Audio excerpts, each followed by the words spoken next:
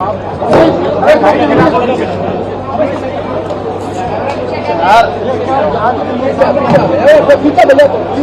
आ जाओ।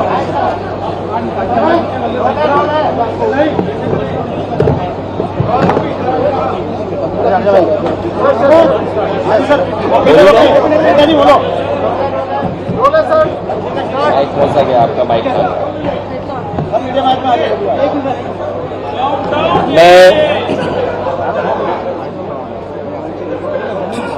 मैं जगन जी का धन्यवाद देना चाहता हूं कि उन्होंने अपने इस धरने के कार्यक्रम में मुझे बुलाया है और इस धरने के कार्यक्रम में मैं ना आता और जो मैंने फोटोग्राफ्स या वीडियोस देखे हैं शायद मैं सच्चाई नहीं जान पाता। पॉलिटिक्स में कभी आप सत्ता में रहते हैं, कभी सत्ता से बाहर चले जाते हैं।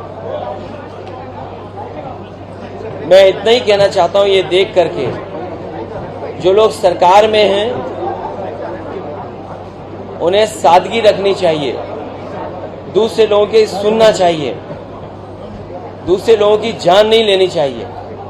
जो तस्वीरें और जो वीडियो देखने को मिल रहा है कि जब से सरकार में आए हैं कि उन्होंने दूसरे लोग जो पॉलिटिकल लोग हैं उनके साथ अन्याय करना शुरू किया है। जान लेना, खुली सड़कों पर मारना, उनकी प्रॉपर्टी का नुकसान पहुंचाना और अगर उनसे जुड़े हुए लोग हैं उनके खिलाफ भी कानूनी कार्रवाई करना, झूठे मुकदमे लगाना। जो जनप्रतिनिधि रहे हैं, जो इलेक्टेड मेंबर्स रहे हैं, उन पे भी जानलेवा हमला करना, ये कहीं भी स्वस्थ लोकतंत्र में और स्वस्थ लोकतंत्र का परिचय नहीं हो सकता है। ये सही है कि कल तक जगन जी मुख्यमंत्री थे, आज वो मुख्यमंत्री हैं। ये जरूरी नहीं है कि कल वो मुख्यमंत्री रहें और कल जगन मुख्यमंत्री न बन जाएं। और बुलडोजर का जो कल्चर डेमोक्रेसी में आया है, हम समाजवादी लोग कभी स्वीकार नहीं कर सकते हैं। आखिरकार सरकार ये कर करके क्या मैसेज देना चाहती है? सरकार क्या डराना चाहती है? लोग खुशी से जुड़ें, डर के न जुड़ें। लोकतंत्र की जीत तभी होगी या अच्छा मुख्यमंत्री वही माना जाएगा जो डराए नहीं। और जो डराने वाले लोग हैं वो बहुत दिन सत्ता में नहीं रहते हैं। डराने वाले लोग सत्ता से बाहर जाते हैं। और मैं धन्यवाद देना चाहता हूं जगन और उनके पार्टी के वर्कर्स के, जो हिम्मत से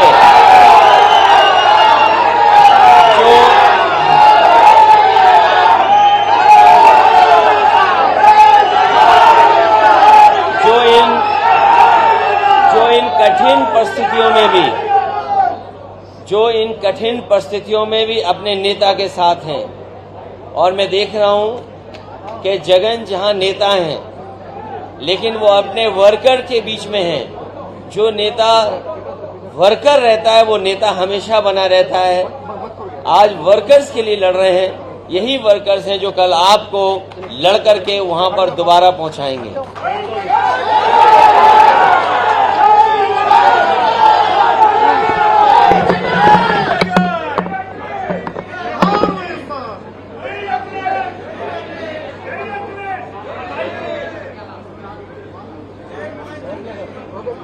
थैंक यू।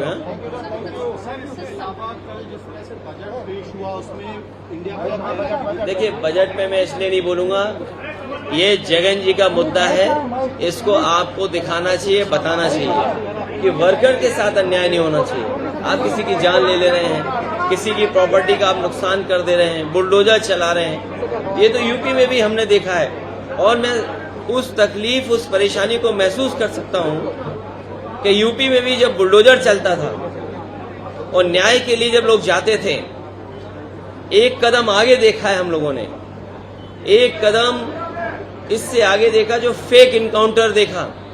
और शायद दुनिया में, देश में कहीं किसी ने ऐसा नहीं देखा होगा कि लाइव किसी को मार दिया गया हो। देश के बड़े चैनल उस समय लाइव थे, उस समय किसी की जान ले ली गई हो, तब जब वो पुलिस कस्टडी में रहा हो। पुलिस कस्टडी में ये हम मानते हैं कि सबसे सुरक्षित जगह होती है। तो मैं महसूस कर सकता हूं कि जिस तरीके से इनके वर्कर के साथ अन्याय हो रहा है, हमने अपने बहुत करीब वर्कर्स को देखा है उत्तर प्रदेश में।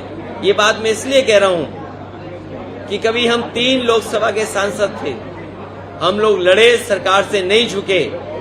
न केवल हम 37 एमपी जीते हैं, बल्कि कांग्रेस पार्टी को भी 6 एमपी समाजवादी पार्टी के लोगों ने उत्तर प्रदेश में जिताने का काम किया। तो जनता ये देखती है और जनता अपना मन बदलती है। हो सकता है जनता ने वो बात न समझी हो, लेकिन आज जिस तरह का सरकार का व्यवहार है, कल जगन की पुरानी बातों को वो महसूस करेंगे, पुरानी पॉलिसीज को वो याद करेंगे, पुराने कार्यक्रमों को याद करेंगे, फिर एक बार उनके साथ खड़े दिखेंगे।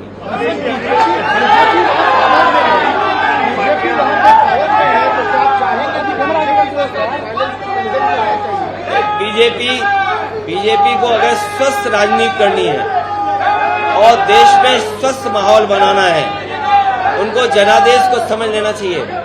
जनादेश यही है कि यहाँ पर भाईचारा हो, स्वस्थ राजनीति हो। आप देखिए अभी कावड़ को लेकर के क्या किया था सरकार ने, लेकिन सरकार को पीछे हटना पड़ा।